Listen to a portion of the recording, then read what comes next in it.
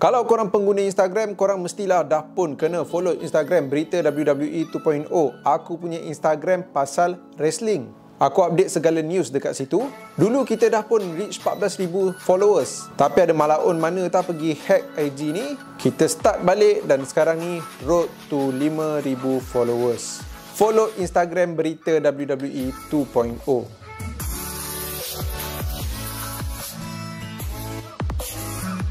What's up bro? Sis? Mari pada sekalian, Hazwan Shah Bebe, #bukan Zizan, the best palatau in the world. Sebelum aku teruskan video kali ni, kalau korang baru sampai dekat channel Hazwan Shah Bebe ataupun dah lama sampai, make sure korang dah pun tekan butang subscribe, tekan sekali butang loceng asyabala, butang subscribe. Tekan juga butang join sebelah butang subscribe untuk join membership dekat channel Hazwan Shah Wrestling, dan pun tekan super thanks untuk hantar korang punya support. Super thanks korang tu dekat channel Hazwan Shah Wrestling. Dan korang pun boleh tekan link Shopee yang aku letak dekat ruangan description kat bawah. Link Shopee tu korang tekan pun aku boleh dapat commission. Tekan, korang boleh nampak barang wrestling yang dijual dekat Shopee. Video kali ni ikutkan minggu lepas aku nak buat lah wrestling minggu lepas. Kira macam Raw minggu lepas, Dynamite, NXT, Smackdown semua. Tapi yang tu aku akan cover sikit je dekat video kali ni sebab sekarang dah pun minggu baru, tak nyempat hari tu. And then aku nak kupas sekali lah apa yang berlaku dekat Smackdown, Raw dan juga NXT dan AEW Dynamite hari ini. Korang mungkin tengok video hari ini jugalah, Selasa.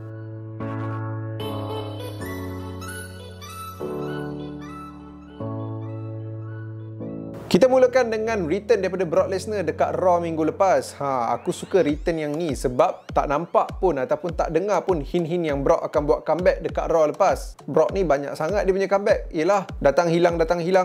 And then Brock Lesnar berjaya menjadi asbab ataupun penyebab kenapa Bobby Lashley boleh tewas dia punya US Champion. Kalau tak, aku terfikir juga siapa je yang sesuai untuk kalahkan Bobby Lashley untuk US Champion ni. Dan bila kita semua fikir dekat Crown Jewel nanti Brock Lesnar akan lawan dengan Daniel Cormier, rupanya tidak. WWE masih nak buat lagi Brock Lesnar dengan Bobby Lashley, which aku setuju sebab dekat Royal Rumble tahun lepas, match ni boleh dikatakan tergantung ataupun Lashley menang disebabkan bantuan head of the table Roman Reigns. Jadi kita nampak juga lepas Brock serang Lashley tewas dia punya US Championship di tangan Seth freaking Rollins. Dan about time untuk Rollins menang title dekat WWE. Walaupun ramai expect dia kena menang Universal ataupun WWE Champion, at least dia menang US Champion dan boleh bantu US Champion punya prestige tu naik. Bagi aku good enough already. Cerita lebih pasal US Champion ni kita cerita kejap lagi sebab nak cover juga pasal Raw minggu ni. Kita nampak DOC buat comeback dekat Raw minggu lepas, datang tolong AJ Styles untuk menentang kekejaman kumpulan Judgment Day ke atas AJ Styles. Return yang kalau ikutkan memang tak ada dengar rumours ke apa pun, tapi aku dispoilkan oleh spoiler lah macam biasa dekat DMIG. Jadi lepas ni tolonglah jangan hantar spoiler kat aku. Aku tak tengok Raw live, Smackdown pun sama. Pay-per-view je aku tengok live. To be honest, aku tak berapa nak gemar pun dengan kumpulan OC ni. Jadi bagi aku biasa je lah bila diorang buat comeback. But then, kalau aku tak dapat spoiler, bagi aku itu adalah comeback yang surprise. Aku suka bila tak ada dengar rumours yang superstar ni akan pergi kat WWE, tiba-tiba dia muncul. Kan bagus macam tu. Dan untuk penutup Raw minggu lepas, kita nampak DX punya ulang tahun yang ke-25. Bagi aku tak ada apa-apa yang nak kena cakap sangat. Just that, mengubat rindu terhadap kumpulan DX. Rasa tak lengkap bila tengok tak adanya Billy Gunn, tak ada perlian secara terang-terang dekat atas gelanggang, tapi ada perlian daripada komentator. Corey Graves ada kata yang seorang lagi tu, which is Billy Gunn, tengah sibuk dengan alatan office, which is gunting lah. Yelah, dekat AEW bukan main lagi. Billy Gunn dengan The Acclaim duk main apa, Caesar Me Daddy S. Pelik juga, dekat Hall of Fame boleh je pinjam Billy Gunn kejap. Kenapa dekat Raw untuk ulang tahun DX yang ke-25 ni tak boleh nak pinjam Billy Gunn kejap? Kau hantarlah seorang superstar daripada WWE ni untuk AEW pinjam for one night juga dekat Dynamite ataupun Rampage. Lawanlah dengan apa, TNT Champion, Open Challenge ke. Itu cerita minggu lepas. Kita cerita terus benda yang berlaku minggu ni. Untuk minggu ni, kira sekali dengan Smackdown yang lepas. Aku mulakan minggu ni dengan hari Jumaat hari tu. Tapi aku nak mulakan bukan dengan hari Jumaat. Aku nak mulakan dengan apa yang berlaku dekat AEW Dynamite hari ni. Sebab pasal AEW sikit je nak cover, pasal WWE yang banyak. Dekat Dynamite minggu lepas, kita nampak Orange Cassidy menang All Atlantic Champion dan aku rasa sama macam Seth Rollins, it is about time untuk Orange Cassidy pegang title dalam AEW. Walaupun gimmick dia ni macam malas-malas, kita tak boleh nak deny lah yang Orange Cassidy ni merupakan salah seorang workhorse dekat AEW juga. Boleh kata tiap-tiap minggu kita akan nampak dia, tak kisahlah dekat Dynamite ataupun Rampage. Dan yang paling penting, dia sangat over dengan crowd kot, dan tengok bila dia menang, punyalah happy crowd. Dan aku rasa kekalahan Pac tu tak menjejaskan dia sangat sebab dia masih lagi ada AEW Trios Champion. Itu hal minggu lepas, tercover pula dekat video ni. Yang aku sukanya bila Orange Cassidy dah menang All Atlantic Champion, dekat Dynamite minggu ni dia still bawa gimmick dia yang malas-malas tu, dia letak dia punya championship dia dalam bag. Rare bye. Dengan alasan dia malas nak bawa tali pinggang tu dekat dia punya tali pinggang ataupun bahu dia. Tak apalah, bagi aku yang penting dia ada identiti dia sendiri. Cumanya find a way lah, walaupun kau letak dalam bag, still kau boleh tunjukkan kecantikan reka bentuk tali pinggang All Atlantic Champion tu daripada tak nampak. Dekat Dynamite minggu ni juga kita nampak Hangman Page mengalami kecederaan dan nampak gaya macam bukan kecederaan yang dibuat-buat. Nampaklah yang Jon Moxley dengan Hangman Page tu patutnya macam close the show ataupun match tu patut lagi panjang. Tiba-tiba Hangman tak boleh nak bangun, referee stop the match, Moxley retain dia punya AEW World Champion. Just get well soon lah untuk Hangman sebab promo yang Moxley bagi lepas tu memang nampak sangat bukan scripted punya promo. Dan Moxley bagi tahulah benda yang diorang buat ni berbahaya, ada risiko, dan mengharap yang Hangman ni cepat sembuh supaya boleh bergusti balik dan juga Hangman boleh luangkan masa yang lebih dengan keluarga dia. AEW pun ada bagi kita hint-hint yang MJF ni akan bertukar kepada watak baik, dan aku pun rasa memang patut dah sebab walaupun dia bawa watak jahat lagi sekarang, dia dah terlalu over dengan crowd. Walaupun dekat hometown Moxley dekat Dynamite kali ni pun crowd masih sorak lagi untuk MJF. Dan MJF ada dia punya chip yang besar tu yang dia boleh cash in benda tu anytime yang dia nak. Dia boleh je lawan Moxley time Moxley tengah lunyai lepas lawan dengan Hangman tu. Tapi dia pilih untuk nak lawan dengan Moxley bila Moxley tengah 110%. Dia tak nak go shortcut dah sebab promo dia dengan William Regal dekat Dynamite tadi je dah padu, and then dekat situ je dah nampak lah yang dia pun tak nak ambil shortcut dan dia nak lawan dengan Jon Moxley dekat Full Gear nanti.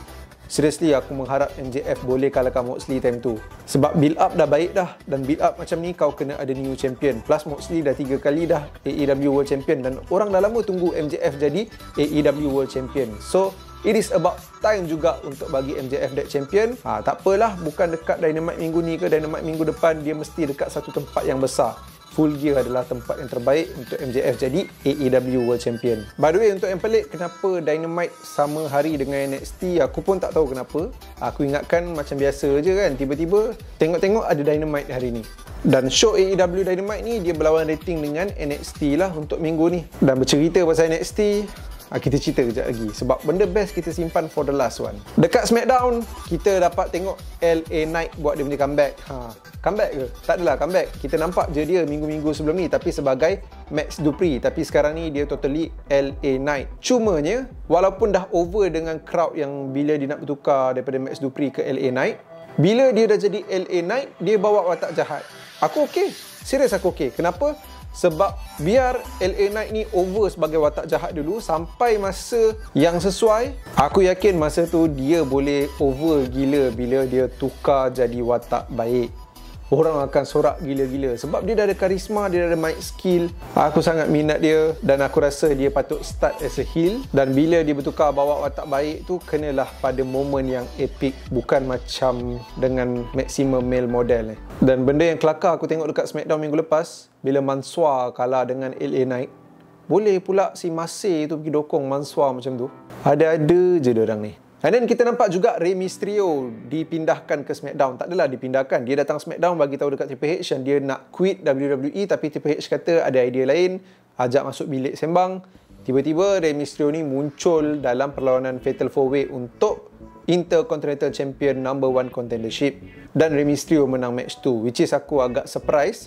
Aku fikir Sheamus yang akan menang, tapi mungkin WWE nak bagi Sheamus ni menang dekat Survivor Series biar Big 5 punya pay-per-view, ataupun memang WWE nak settlekan dah Imperium dengan Brawling Brutes, since Brawling Brutes pun dah mula bergaduh dengan The Usos. Bagi aku logik lah. Aku nampak lah kenapa WWE bagi Rey Mysterio menang. Sebab Rey Mysterio ni nama besar dalam wrestling. Orang yang tak lain wrestling pun kebanyakannya kenal Rey Mysterio. So nama-nama besar ni diperlukan untuk event Crown Jewel nanti. So nampaklah kenapa Rey Mysterio ni akan berlawan dengan Gunther. Jadi number one contender untuk Gunther. Sekali dia orang tak buat dekat Crown Jewel kan. Pandai-pandai je aku. Dalam SmackDown juga kita nampak WWE dah mula set up Strowman lawan dengan Omos. Yang ni aku keliru sikit sebab aku rasa about time. Dalam masa yang sama aku rasa macam awal sangat. Pendapat korang macam mana? Cuba korang komen dekat ruangan komen kat bawah. Korang rasa about time atau awal sangat? Jey Uso tolong Sami Zayn dapat kemenangan. Aku ingat dah nak kamcing dah Sami Zayn dengan Jey Uso ni. Sekali Sami Zayn ni punya ego, elok dah Jey Uso tu nak tolong dia, dia boleh pula take the credit atas apa? Kemenangan dia tu 100%. Betul tak kena budi lah. Dan last kali aku nak cakap pasal SmackDown ni, kita nampak Bray Wyatt lah buat dia punya comeback, muncul, nak kata comeback dekat Extreme Rules dah comeback dah, tapi dia muncul dan bercakap something lah dekat SmackDown kali ni. Cumanya bila dia bercakap tu tak seperti apa yang kita jangkakan lah. Ramai aspek dia akan tunjuk karakter dia, ramai aspek dia akan bawa kumpulan Wyatt Six tu. Tapi tidak. Apa yang berlaku dekat atas gelanggang tu lebih kepada macam Bray Wyatt out of character. Macam dia jadi diri dia yang sebenar. Bukan gimmick. Just that dalam keadaan yang panik. Tiba-tiba je show dihabiskan dengan topeng yang dia pakai hari tu tengah cakap something dan halas. So kat sini nampaklah mungkin dia akan mainkan dua karakter. Mungkin macam Firefly Funhouse lah. Ada karakter yang dia pakai baju merah tu and then dia jadi The Fiend pula. Dan dekat sini pun mungkin dia jadi diri dia sendiri. Lepas tu jadi someone yang di sebalik topeng tu. Itu apa yang aku rasa lah. Yang penting kat sini kita nampak WWE cuba untuk build karakter Bray Wyatt ni slow and steady. Diorang tak rushingkan. Diorang slow bagi kita. Dan aku suka cara Bray Wyatt tu keluar dekat pentas, jalan dekat ramp dan pergi ke gelanggang untuk deliver promo. Ini nampak sangat macam style ataupun sentuhan Triple H. Kalau Vince McMahon, aku yakin promo ni dia dibuat dekat belakang pentas lah. Dengan ada props ataupun set-set yang macam kita nampak dekat Firefly Funhouse. And then bila sampai masa yang orang dah hype, tak sabar nak tengok dia, baru dia keluar dekat stage. Itu beza sentuhan Triple H dan juga Vince McMahon yang aku nampak lah. Seolah-olah aku tengok cara dia buat promo ni, datang buat promo ni macam cara NXT book promo dekat superstar dia orang, NXT yang dulu. Raw minggu ni kita nampak Lashley dan juga Lesnar duk berentap antara satu sama lain. Tapi at the end Lashley yang berjaya berdiri tegak, dapat slam Brock dekat atas meja announcer. Dan bagi aku feud diorang ni lah legit untuk kau bawa banyak gila security dan superstar-superstar yang lain untuk halang diorang daripada fight. Sebab dua orang monster behemoth ni memang kalau nak harap security je takkan lepas punya. Memang bergaduh juga diorang tu. Ini dah ada superstar pun bergaduh juga. Baru lah nampak real panggil ramai-ramai duk halangkan orang bergaduh macam ni.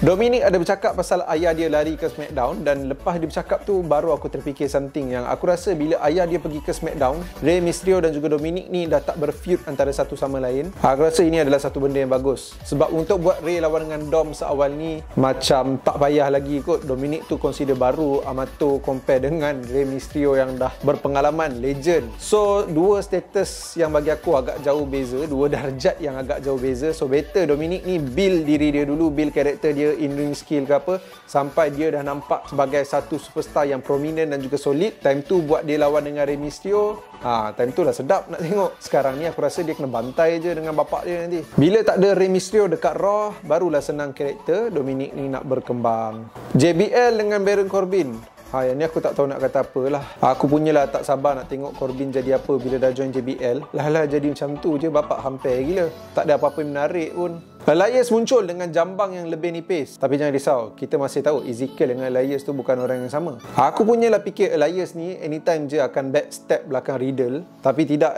dia yang kena super kick daripada Seth Rollins. Maksudnya dia akan jadi watak baik. Tapi mungkin akan ada feud ataupun beef sedikit lah antara Riddle dan juga Elias ni. Sebab Elias jadi punca Riddle kalah dia punya match untuk US Champion. Dan tadi aku kata ada benda aku nak cakap pasal US Champion kan. US Champion close the show dekat Raw minggu ni. Benda ni terus berjaya buat US Champion ni nampak prestige Kau ada Seth Rollins yang willing to defend the title dekat Raw. Lepas tu match ni diletak pula dekat main event. Dan nampak juga ramai yang nak kejar US Champion tu. Bobby Lashley kata dia akan handle Seth Rollins ni nanti. Maksudnya dia masih lagi nak US Champion tu. Riddle pun nak juga title tu sebab dia kalahkan Rollins dekat Extreme Rules. Elias dah kena super kick dan ni dengan Rollins silap-silap dia pun nak. Dan seorang lagi yang tunjuk gila lah dekat kita kenapa dia nak title tu adalah Mustafa Ali. So WWE berjaya buat US Champion ni nampak berprestige, nampak panas dan nampak juga title ni berjaya menjadi satu angle ataupun picture yang orang nak invest masa untuk tengok. Lagi-lagi Rollins yang jadi champion.